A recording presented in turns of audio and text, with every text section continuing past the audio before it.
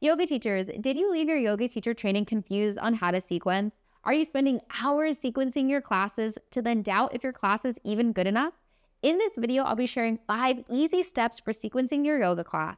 If you haven't already, hit the subscription button and the bell to be notified every single time I release a new video sharing yoga teaching tips. Step number 1 is to create a yoga sequencing BFF list. You're probably wondering, Juliana, what the heck is a yoga sequencing BFF list and what does BFF even mean? Your yoga sequencing BFF list is your best friend forever when it comes to sequencing your yoga class. So this is when you categorize your yoga poses by body parts. Of course, yoga poses are complex, and when we're doing one pose, we're working a lot of muscles or different areas of your body. But I want you to think about, when you think of this one pose, what is the primary muscle you're stretching or strengthening in that pose? And categorize your poses by body parts. So you can see the yoga sequencing BFF list right here. So I want you to fill this out. This is going to be a game changer for you to know exactly what poses to put in your class based on the peak pose that you're doing. Step number 2 is to pick your class style. So are you teaching a gentle yoga class? So I like to describe gentle yoga as the class that's perfect for students who have wrist or knee pain, because we will not be doing any weight-bearing poses. So there'll be no tabletop poses or no low lunge poses. It'll just be poses seated, on the back, on the belly, standing, and balancing poses. Or are you teaching a beginner yoga class?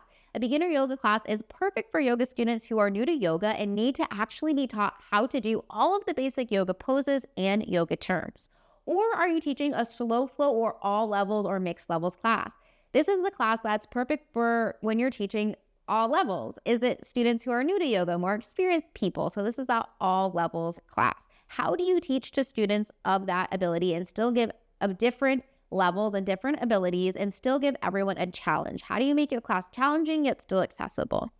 Or are you teaching a vinyasa flow or flow class that is meant for students who are experienced, meant for students who feel confident with the yoga basics and want to be physically and mentally challenged? Or are you teaching a power yoga class where your yogis want to sweat and do arm balances and inversions and sweat a lot? So what style of yoga are you teaching? And that is your next step. Step number 3 is to pick a peak pose, right? A peak pose is the pose that you are building your whole entire class up to. What is like the most challenging pose you're doing in your class? A lot of the times this is like a balancing pose, or maybe like a deep back bend like camel, or maybe wheel, or something like that. So what pose is your peak pose in class? Once you pick your peak pose, and it's very dependent on the style of yoga that you're teaching, that's why that's step number 2. Once you have your peak pose, you're going to list out the 3 key muscles needed to do that pose. So what muscles need to be stretched or strengthened in order to do that pose? And then step number 5 is you're going to use your yoga sequencing BFF list and your yoga class template to build out your class.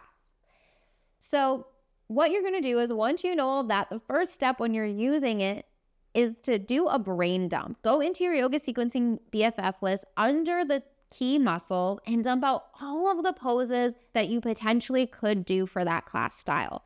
And then what I like to do is I like to then go in and highlight what are all the poses on this list that are appropriate for the warm-up section, are appropriate for sequence 1, are appropriate for sequence 2, are appropriate for the cool down. And that literally gives me my guide on exactly what poses to put into that section of class. If you want to know exactly how I do this, you can check out the video here called Yoga Class Plan Example, and I walk you through my exact process of how I use my yoga sequencing BFF list and my class template to build out my class.